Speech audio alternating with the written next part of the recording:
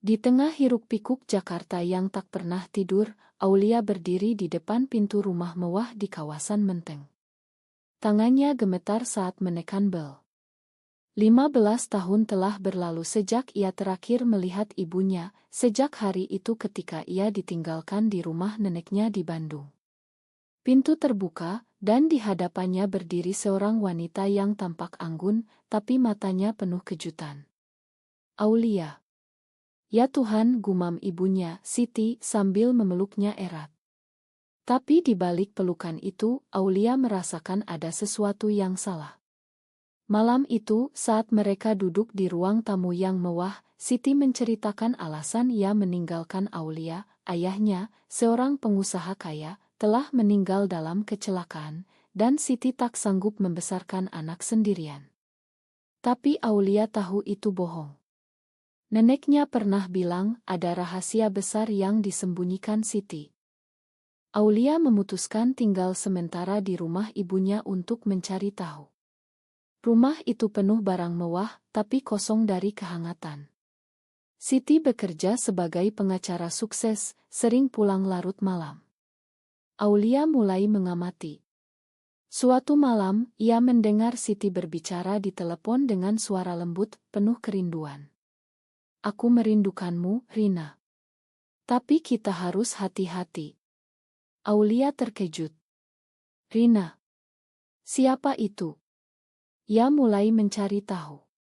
Di kamar Siti, ia menemukan oto lama, Siti dan seorang wanita cantik berpelukan di pantai Bali.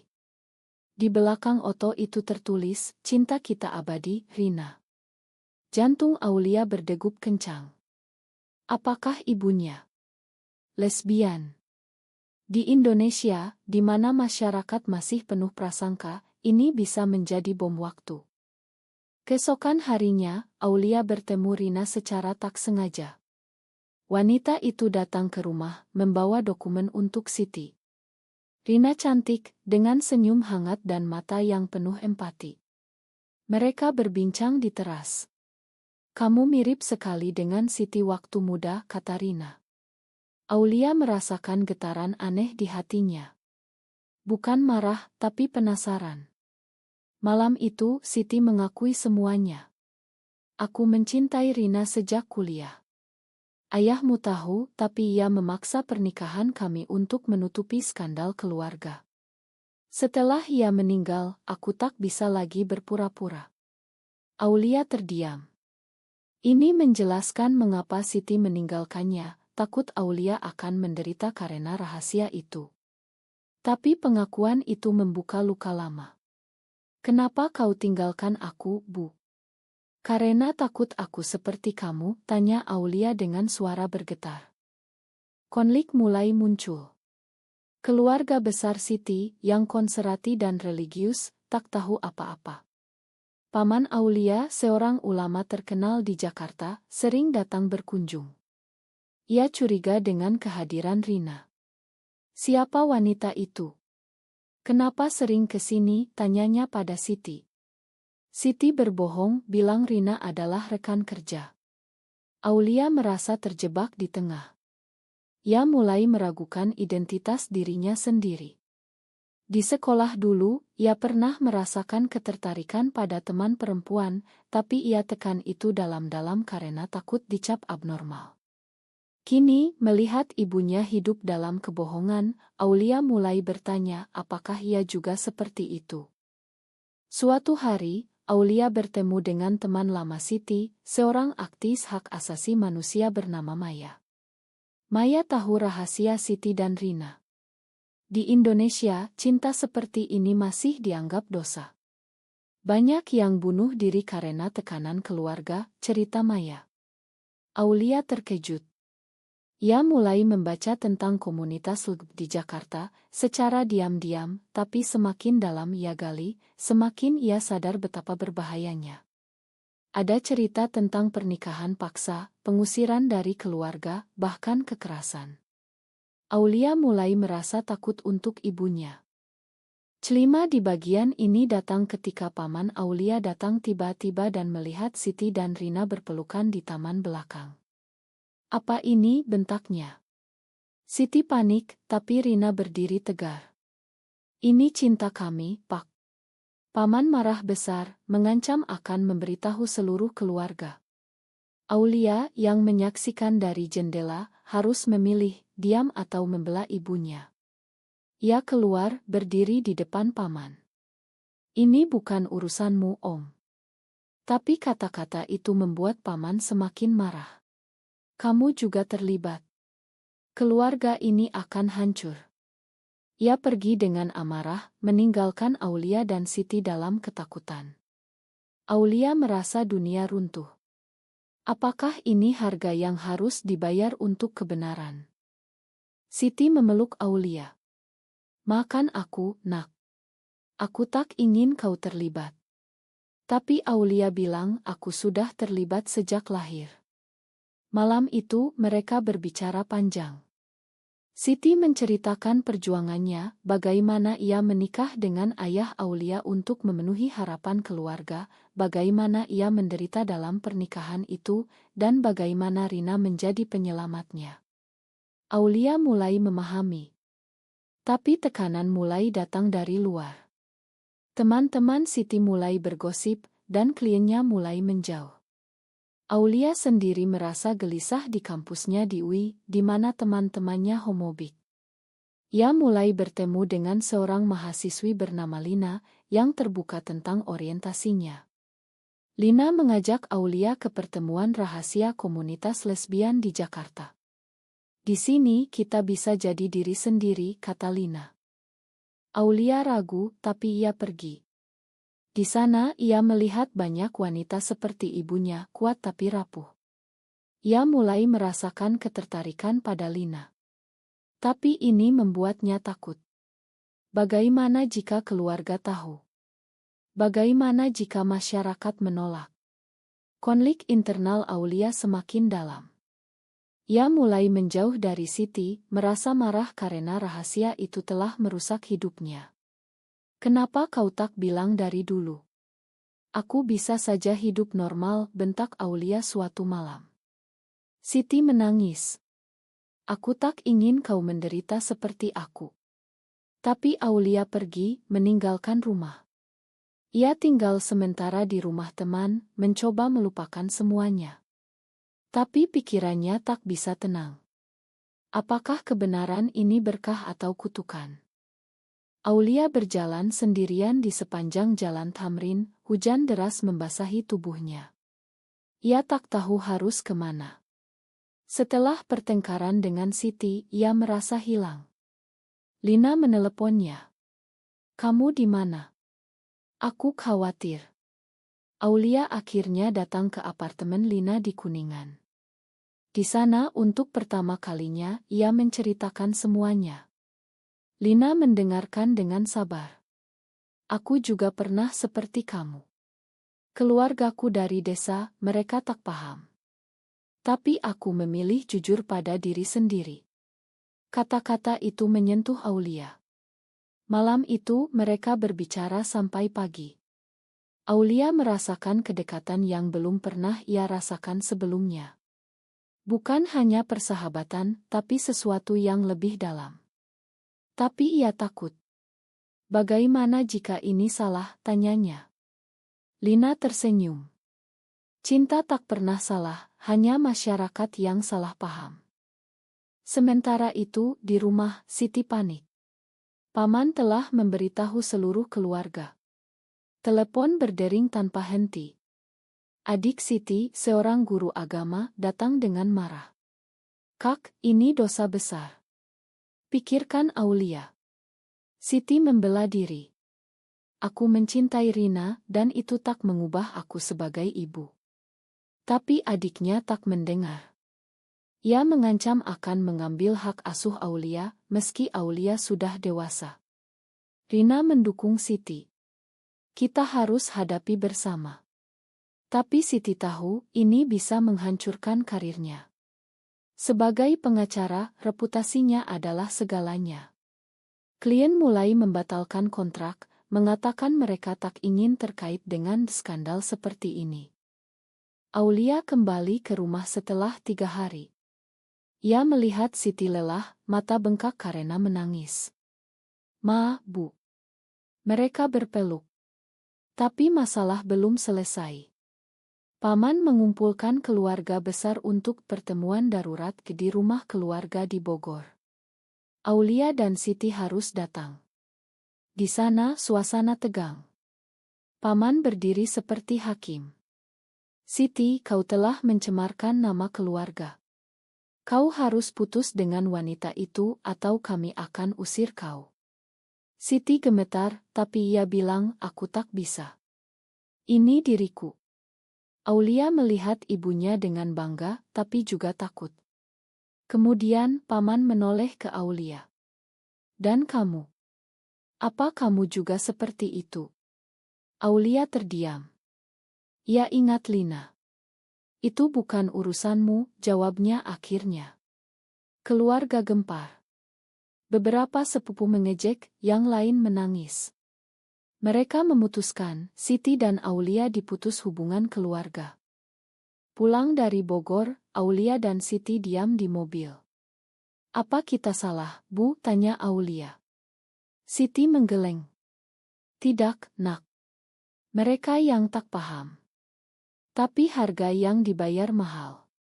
Siti kehilangan dukungan finansial dari keluarga, dan karirnya goyah. Aulia mulai dibully di kampus setelah rumor menyebar.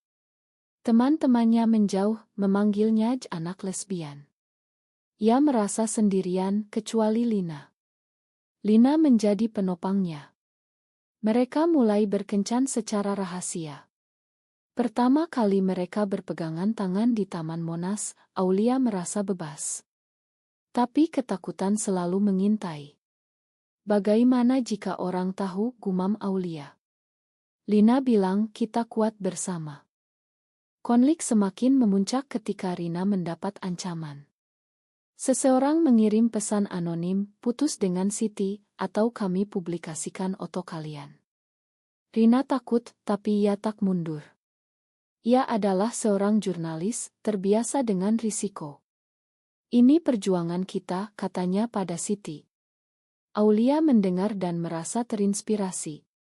Ia mulai bergabung dengan kelompok advokasi LGBT di Jakarta secara anonim. Di sana ia bertemu banyak cerita wanita yang diusir dari rumah, yang dipaksa menikah, yang bahkan disiksa. Ini membuatnya sadar, masalahnya bukan hanya pribadi, tapi sosial. Suatu malam, Aulia dan Lina pergi ke acara rahasia di sebuah cafe di Kemang. Di sana mereka menari bersama, merasakan kebebasan sementara. Tapi tiba-tiba polisi datang. Ternyata ada raya karena laporan kegiatan immoral. Semua panik. Aulia dan Lina bersembunyi di belakang, tapi mereka tertangkap. Di kantor polisi, mereka diinterogasi.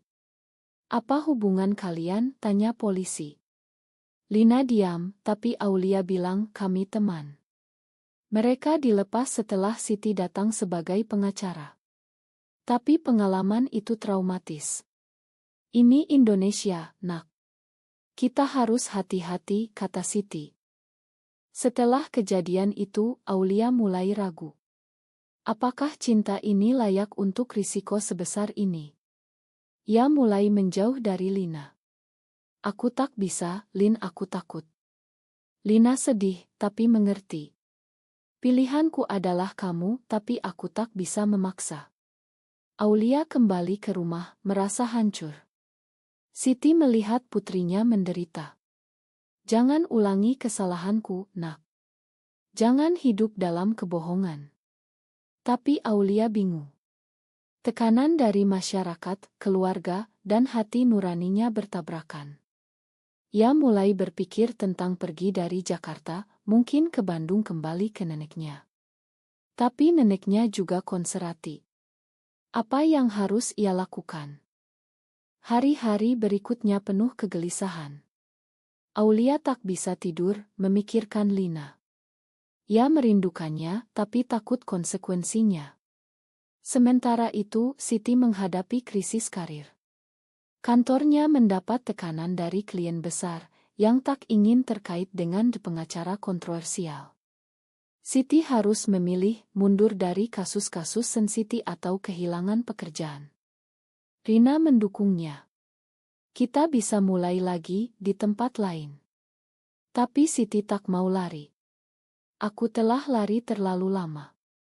Aulia memutuskan bertemu Lina lagi. Mereka bertemu di pinggir danau Situ Gintung, jauh dari keramaian. Aku mencintaimu, Lin, tapi aku takut. Lina memeluknya. Aku juga takut, tapi aku lebih takut kehilanganmu. Mereka memutuskan untuk bersama, tapi hati-hati. Tapi rahasia tak bisa bertahan lama. Seorang teman kampus Aulia melihat mereka berdua, dan rumor menyebar. Dekan memanggil Aulia. Kami tak toleransi perilaku seperti ini di kampus. Aulia terancam drop out. Ia marah, tapi tak bisa melawan. Ini tak adil, gumamnya. Di rumah, konflik baru muncul. Rina pindah sementara ke rumah Siti untuk keamanan. Tapi ini membuat Aulia cemburu. Kenapa kau pilih dia daripada aku dulu, tanyanya pada Siti. Siti menjelaskan, aku tak pilih. Aku takut untukmu. Tapi Aulia merasa dikhianati. Ia mulai bertengkar dengan Rina.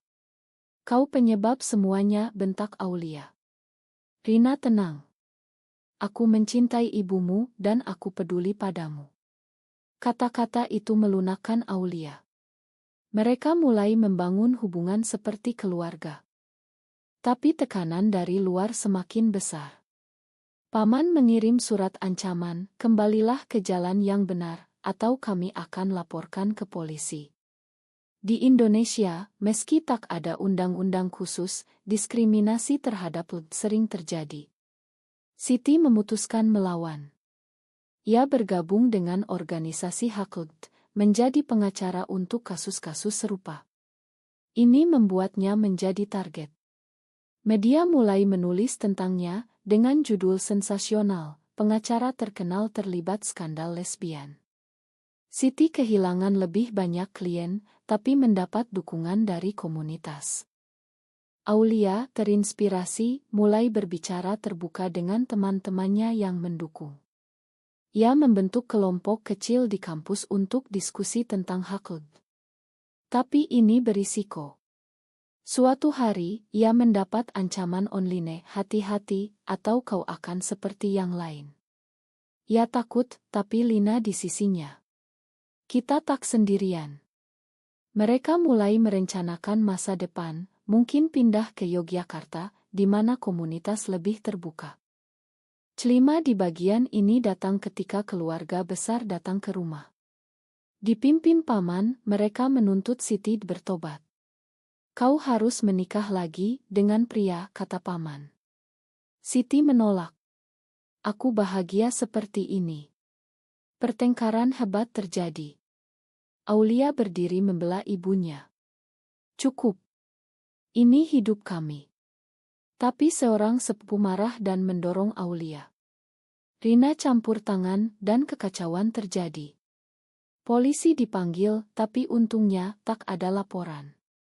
Keluarga pergi, meninggalkan luka baru. Setelah itu, Aulia dan Siti semakin dekat. Mereka berbicara tentang masa lalu. Siti menceritakan bagaimana ia pertama kali jatuh cinta pada Rina di universitas, bagaimana mereka bersembunyi, dan bagaimana pernikahan dengan ayah Aulia menghancurkannya. Aku depresi bertahun-tahun, kata Siti. Aulia memahami pengorbanan itu. Tapi ia juga sadar, pilihan Siti telah menyakitinya. Aku makan kau, Bu. Tapi aku tak ingin seperti itu. Siti tersenyum. Kau lebih kuat dariku. Aulia dan Lina semakin serius. Mereka merencanakan liburan ke Bali untuk melarikan diri sementara. Di sana, di pantai yang sama seperti Oto Lama Siti dan Rina, Aulia merasakan kedamaian. Ini yang aku inginkan, katanya pada Lina. Tapi kenyataan menunggu di Jakarta. Saat kembali, Aulia mendapat kabar buruk, neneknya sakit. Ia harus ke Bandung. Nenek tahu semuanya dari paman. Nak, jangan ikuti jalan itu. Itu dosa, kata nenek lemah. Aulia menangis. Aku mencintai seseorang, Nek. Seorang wanita.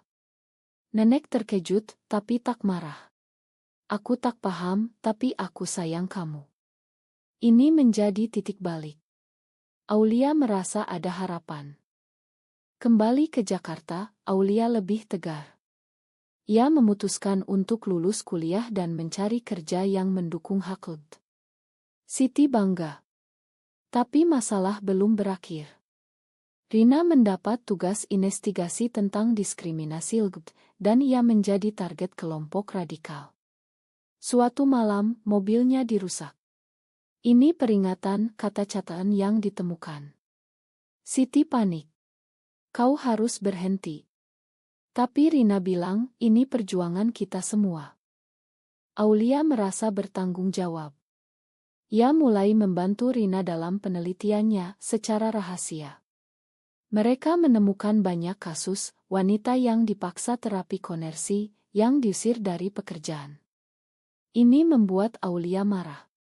Kita harus ubah ini. Lina setuju. Mereka mulai kampanye online dengan nama samaran. Tapi identitas mereka bocor.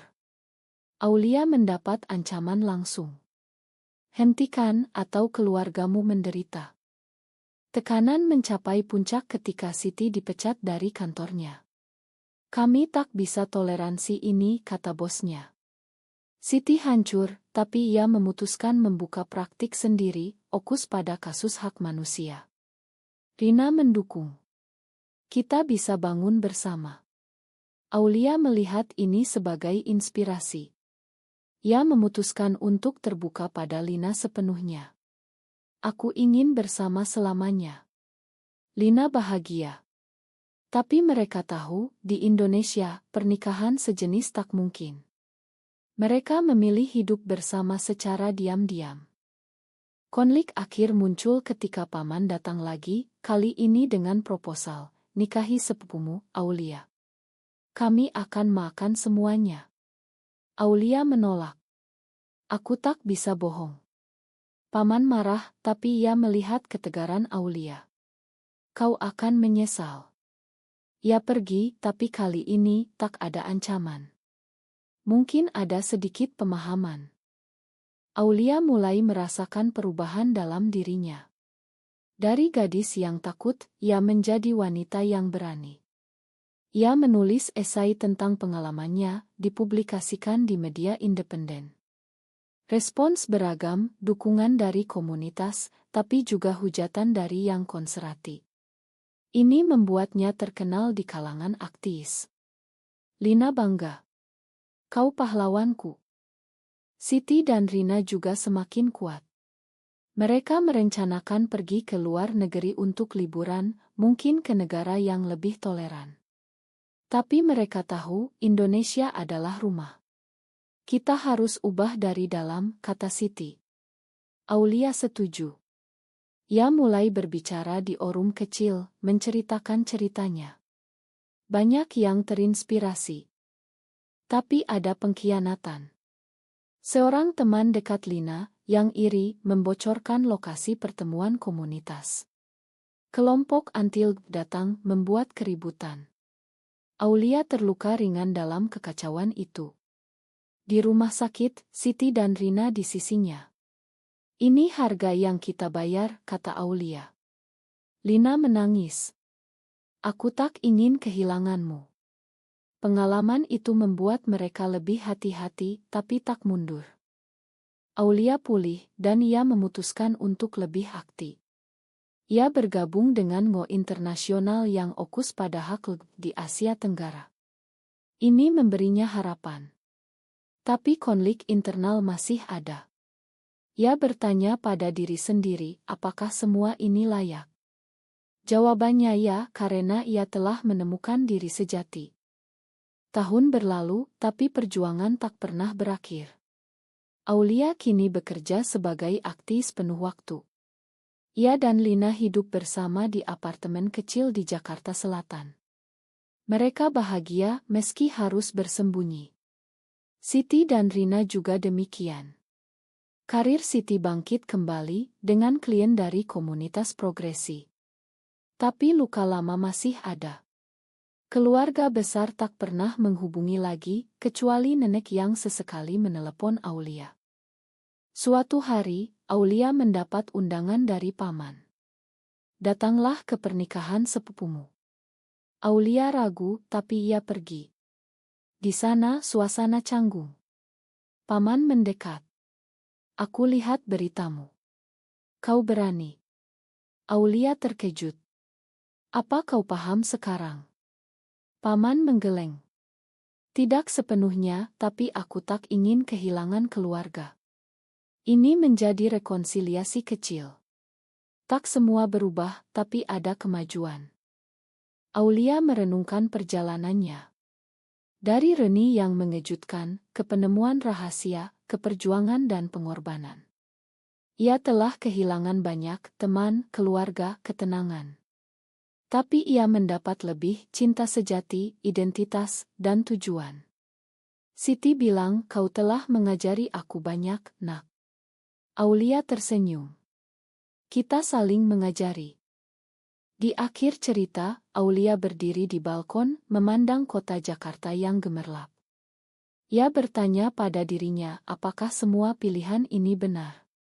Apakah cinta yang bertentangan dengan norma masyarakat pantas diperjuangkan, meski harganya mahal? Pertanyaan itu mengundang pembaca untuk merenung, apakah kebenaran pribadi lebih penting daripada penerimaan sosial, atau sebaliknya?